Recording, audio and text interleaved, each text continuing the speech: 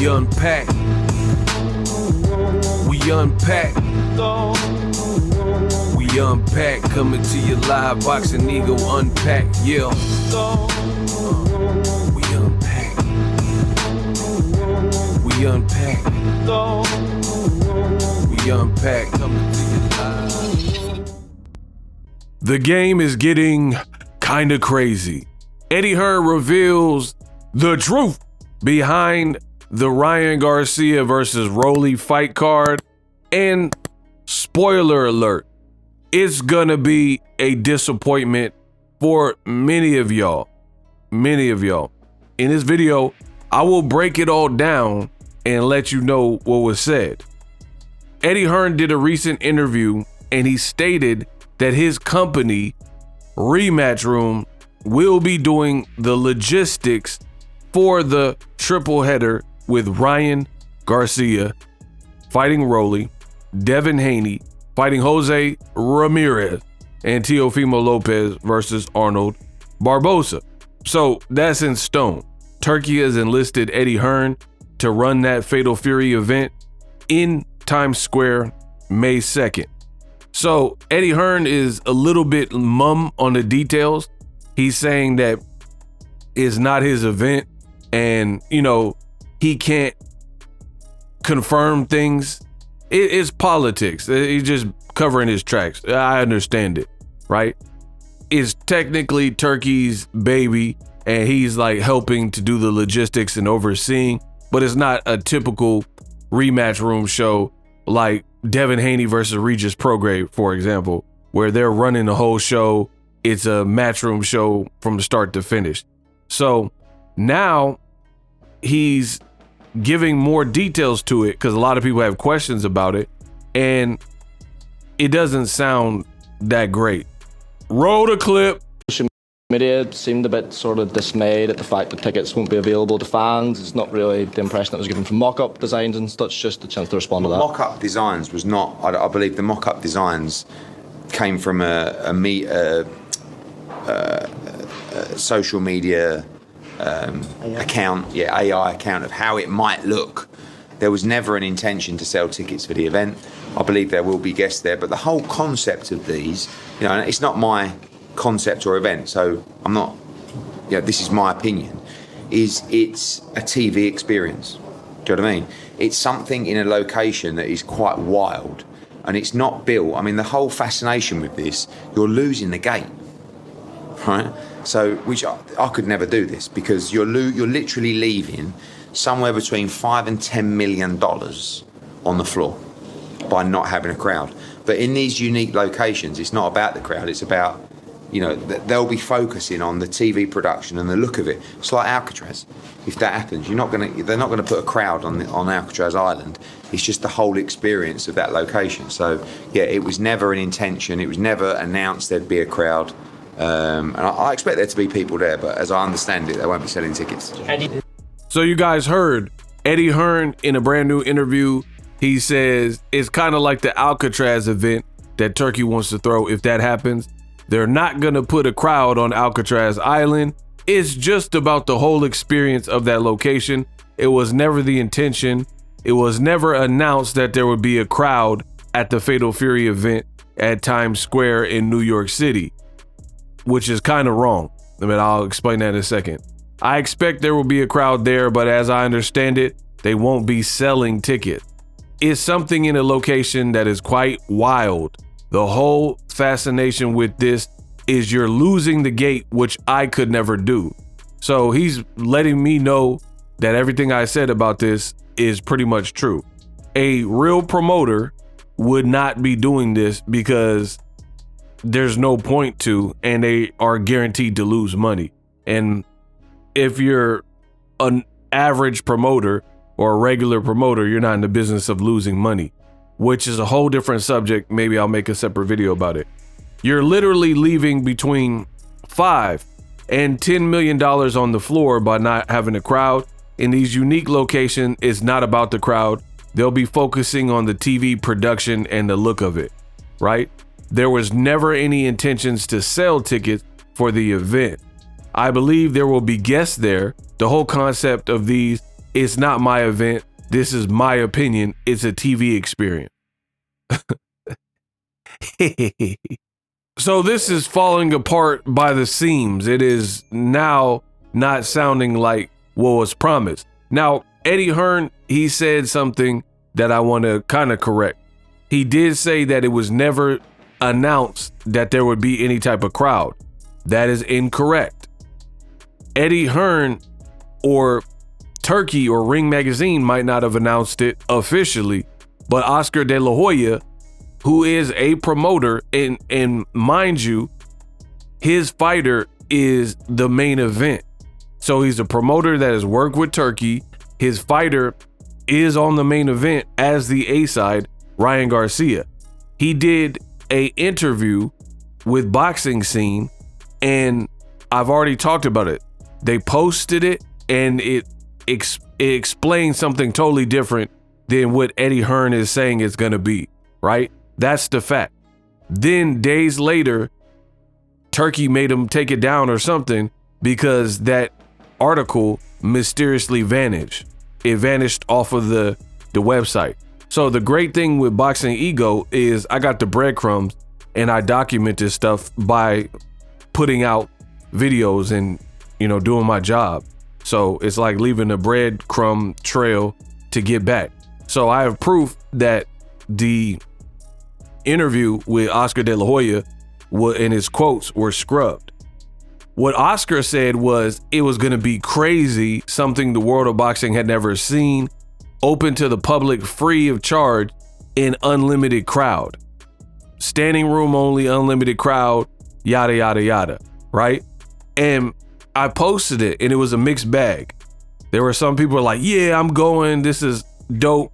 Because, people want to be involved maybe in something that is not every day you see that. Now, when Oscar said those things, right, I made videos and made content going off of what he, being a promoter with the main event, Ryan Garcia, had put out. And I said, to me, I don't see how they're going to pull this off. I said, you have to basically show me. I've been to New York several times. And the crazy thing is, New York is a wild place. It's cold. And you're going to have potentially, if it was what Oscar De La Hoya said, you would have so many people who are outside. You could have people throwing rocks or throwing objects into the ring. You could have hecklers, people who cause disturbances, fights in the crowd, people who are protesters, protesting because there's a large gathering of people. You have people who trying to sabotage the event. Unfortunately, we live in times where people go above and beyond and bring the blick out and, different stuff. So safety would be an issue. And I keep proving I am the best in the business and it's not even close. I think people initially thought I was just saying it, but I keep proving my greatness. I keep showing you I'm the best. I was the one who reported based on what was being told and what Oscar, a promoter involved with the card, was saying. And I was like, I don't see how they're going to pull this off. But you have fans like, no, I was like, this ain't a good idea, but I'm welcome to be proven wrong, right? And you have fans who, per usual, they tried to go against what Boxing Ego said. And they're like, nah, you hating. This is a great idea. You're mad because it's not on PBC and blah, blah, blah. And you guys said all this stuff, this will work. I was like, I don't see how you can have the crowd control and stuff. People were like, oh, they do this in Times Square for New Year's Eve, so it must be able to work for boxing. Different circumstance. And I explained that. In case you missed the video, I'll explain it again. Times Square, the ball drop with Dick Clark at a point in time, right? That whole celebration has been a part of New York history since the early 1900s. So you would think centuries later that they would have maybe a format of how they can get that off. That doesn't mean a advisor from Saudi Arabia who is not from America originally can just come in and do an event and have all the logistics down pat and know how to run that and do the crowd control and make it safe for all combatants and all participants. You know, you've seen it. I live in America. So you can't tell me nothing. I've lived in America, right? You have Black Friday sales, and sometimes when the deals were getting crazy and the sales were aggressive, you have people who would stampede each other trying to get that Blu-ray player or the limited number of big screen TV. So it's very hard to control large crowds of people, and especially boxing, because boxing, people like to drink, you know, sometimes people get riled up because there's a lot of testosterone and adrenaline. You're seeing people fight and knockouts, so people start thinking they're tough. I mean, I've seen it. I've been at fights. I've interviewed Amir Khan, and a fight broke out, and it bled into our interview, and it pushed everybody back because people were getting stomped out and stuff. So this ain't nothing new for me. So it's just, I told you guys from the beginning that the initial pitch, what was being pitched, I didn't see how they were going to execute that. And again, per usual, you had people who were trying to go against me, detractors, the naysayers, the resistance, the usual suspects in old media, and they were out here like, no, you're wrong. It'd be easy to police. Then why is Eddie Hearn saying it's going to be 100 to 300 people and very limited, and they're doing it for the TV production, which is also, to me, rather dumb, because you don't even have a linear TV network deal, right? So you're doing all this for it to air on DAZN, a platform that a lot of Americans don't even have. So it's just, to me, it's like a waste of money. You would be better off renting out MSG, renting out the Barclays Center, and just doing a traditional fight card, right? Because then you can have the live gate, and then people will respond according to the card. And if people like the triple header with T.O., Devin, and Ryan Garcia in their matches, then they would pay, and you just set the ticket prices. So to be honest, this seems very weird. It's like they're trying so hard to make a spectacle and make it memorable. But for me, it's already off to a rocky start, and we haven't even got to the month of May or even April, and it's already off to a bad start. Reason being, you have one promoter putting out information, Oscar, like I said earlier in this video, that wasn't true, and stipulations that now either they thought about it and they changed their mind or whatever, there is looked like they're not on the same page. And this seems to be a problem with Turkey and people Turkey are working with. Turkey put out, you know, kind of braggadocious messages like when he did the deal with Dana White, man, we coming to take over, stomp everybody out, blah, blah, blah. TKO will have the final say, so to speak. And then he got bad feedback from it. And then Turkey had to double back and start saying stuff about, oh, there's enough room at the table. You can't push anyone out of boxing. And he came back with a different, more humble approach. Then meanwhile, you have Dana White, who was doing interviews simultaneously while Turkey was double backing and kind of like a fluff piece and kind of trying to clean it up because he received backlash. Dana White was still talking the takeover, the hostile takeover stuff. He was at the UFC fight and being asked about the TKO boxing, and he says he really don't want to work with other promoters, and he wants his own belt. He wants to slice the weight classes and start from the ground up and pretty much redo boxing and give it a major facelift with all these changes and one belt and all this stuff. So it's like all these ideas from Turkey, this is not good innovation because one, you're blabbermouthing it to the public, which I said from day one, which is a bad thing because now when you can't do something, then you look bad. And maybe Turkey not being from America, maybe he doesn't realize that, but I'm telling you how it works in America. Can't speak for anywhere else, but in America, people hold you to what you say. So people said Teofimo was fighting in Alcatraz. Come to find out, he's not. He's fighting in Times Square, right? His name has been linked to all these opponents and Richardson Hitchens. Nope. he's fighting Arnold Barbosa. So it's just constant disappointment because they keep prematurely putting out Ryan is fighting Pitbull. He's fighting Pitbull Cruz. Nope. Now he's fighting Rolly. Martin Bacoli and F.A. Ajagba are supposed to be on this triple header with Ryan and Devin. Nope. He got knocked out because you pulled him and Joseph Parker knocked him the F out, right? Oh, we're doing the Alcatraz fight in the summer of 2025. Nope. We're not doing it until 2026. Oscar's talking about, oh, we're having a free to the public, open to the public, unlimited crowd. And then now it sounds like they're scaling it back from what Eddie Hearn, and he's saying he's the lead promoter here for this event. So I would have to go with the most current information. The lead promoter, at least per Eddie Hearn's words in this new interview, he's the lead promoter and this is new information. Plus, I told you earlier in this video, when Oscar said that and they put it in print, they deleted the whole article and like archived it. So maybe Oscar misspoke or whatever. But come to find out, Boxing Ego, per usual, was right.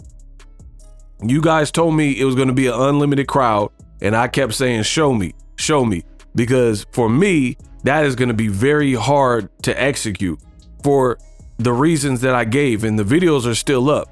It is going to be hard to police a crowd of unlimited free, like you're saying it's free.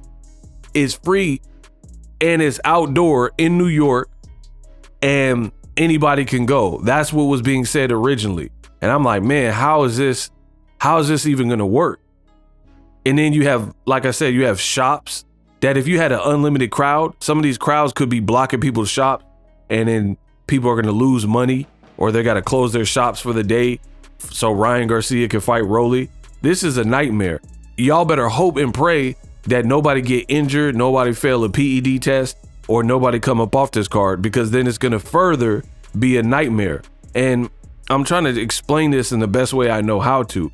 When things start off and it's this rocky, they usually don't end well. Like when the red flags are there at an early stage, it usually don't get better quick. You know what I mean? Like that's just not how it works. Like for example, if you ordered a burrito, is your favorite, let's say carne asada burrito or whatever, right? You order a burrito, how many bites, I want you guys to answer this in the comment section. How many bites before you can distinguish if the burrito is trash or if it's delicious? For me, I would say 2, maximum 3 bites. Because the first bite, you can not always tell if the burrito is banging, pause, right? Because you could take a bite and it's mostly tortilla and you didn't get the other flavors, the beans and the cheese and the meat, pause, right? So you didn't get a full, the first bite might not give you all the flavor. But by the second or third bite, right, you're going to be able to tell if the burrito's trash or not, right? And that's how Boxing Ego is when it comes to this boxing. And you have events that have all these red flags and nothing's going according to plan, things like that. It usually doesn't get better. Like again, using my burrito analogy, you don't get 8 bites in and then now the burrito is magically delicious, but it was nasty within the first 2 or 3 bites. That's just not how it happened, right? It usually gets worse. Like if you ate a burrito and the second and third bites are disgusting and you keep going and keep eating, it could be greasier towards the bottom and it's like hurting your stomach, or it's just cold in the center, or you found a piece of hair. It's not going to be an experience that improves when it started off on such a bad note. You know what I mean? So for me, that's my thoughts on it. Initially they came in like they were going to do this and reinvent the game and unlimited crowd. And I think they realized after Boxing Ego put out the video, and they realized this ain't such a good idea. This is going to cost a lot of money. There's a lot of liability, because what if somebody get stepped on in a stampede? Who do you think is going to be to blame? So now it looks like they scaled it back. So at that point, if it's going to be limited to, officials, promoters, families, and a couple celebrities like I Show Speed and Mr. Beast or something like that, I mean, this event, that's not even that great. You're doing all this so it can look cool on camera, you know what I mean? And have a couple fans. Like, the initial idea, if you were gonna go this, I feel like you might as well go all out. Go all the way the F out. Not have a limited crowd, you know what I mean, of 200, 300 people. That's weak. If you're not gonna go all out, to me, you should have just put this at the Barclays Center and did it the old-fashioned way, or put it at MSG or wherever, Nassau Coliseum. You should have just kept it regular boxing, because if you're gonna invent something new and try to innovate, you might as well just go crazy with it and come out the gates with something that just is mind-blowing, which again is harder to do. That's why you don't see it every day. But to limit this to a small event, it's like, for real, Turkey is hurting boxing. Let's just be real. He's hurting boxing. Ryan has a base. People want to see Ryan and Devin. You're trying to put the rematch in Saudi Arabia. You're putting a interim set of fights before, so they have to complete something else before they get to each other. So you run the risk of upsets happening, injuries happening, somebody's stock to drop for X, Y, and Z in that amount of time. So you're gambling the rematch, because the rematch will lose. If anything crazy happens or somebody gets upset, a rematch with Garcia and Haney is cooked. It's not going to have the same flair. So you're already doing that. You're trying to put fights at Stonehenge and Eiffel Tower and all this like goofy stuff like Alcatraz. And it's just, what's the point? Especially if you have to isolate it to put it at these monuments and these freak show places. You have to reduce the crowd. You know what I mean? You're better off making 16 to 18,000 fans happy, putting it in a regular venue and getting a live gate out of it. So for me, I don't really understand the aim here. And you got Canelo, he got Mexican fans and other fans, but a lot of Mexican fans and Chicano fans from LA and Arizona and Texas, Cali, different areas. And him fighting in Vegas made him pretty accessible to the average household, but putting him in Saudi Arabia, not so much the case. That's a whole different ball game. A fan would have to pay thousands of dollars. A fan would have to take a 20-hour flight to go to Saudi Arabia for the kingdom. You know what I mean? So for me, it just, you're putting Canelo out the way. You're having Crawford fight him, which doesn't make sense. He's not doing the tune-up, but Canelo's doing the tune-up. You would have been better off putting Crawford with William Skull so people could see that Crawford is the same fighter and looks good at 160 plus. And then he would bring a belt to the equation. He'd be a valid champion at 168 because he beat William Skull for the IBF. And then at least he could say, now I'm going for undisputed and it'll be a unification. But you're letting Canelo be 2x undisputed if he beats William Skull, and Crawford just cutting the line. And then now you got this thing with Times Square where it was advertised as something completely different, and now you're trying to scale it back. I mean, to me, this is pretty horrible, because maybe people want to come out and see Ryan and Rolly. If you put that in Vegas, you put that in LA, you put that in New York at a regular venue, people might come out for that. But now you're to try to make it, as Eddie Hearn is saying, look good on camera. It doesn't really service the fan. That's what boxing should be about. Like, we get it, you have money and you're willing to lose it and wastefully put on events that lose money. That's been made perfectly clear. But you should be wanting to build something for your brand and also for the sport of boxing, and taking the fans out the equation, I don't really see how it gets you there. Taking Canelo out of the market where he made millions and made his name, which is America. He didn't make his name in Mexico, right? He made enough of a name to get about the trap and get out Mexico and, you know, make it on the big stage with Floyd and Cotto in America, right?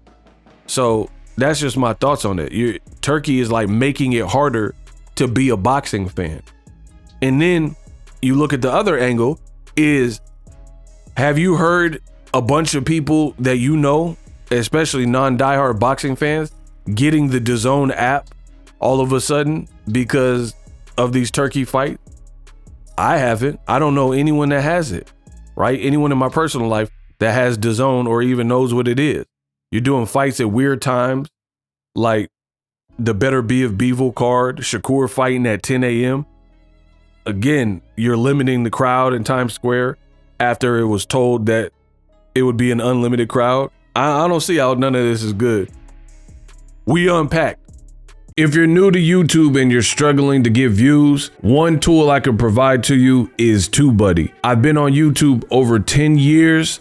I use TubeBuddy daily to crank out videos just like this one that you're watching. Learn how the pros do it with TubeBuddy. YouTube receives a lot of traffic, which also means a lot of creators, a lot of people putting out content. So you need to learn the ropes so you know how to separate yourself, especially if you're new, but even if you're a pro, use TubeBuddy. The link is in the description. Get more views, more subscribers, and a higher click-through rate, so ultimately you can realize all of your online goals. Use my affiliate link in the description and grow your channel fast.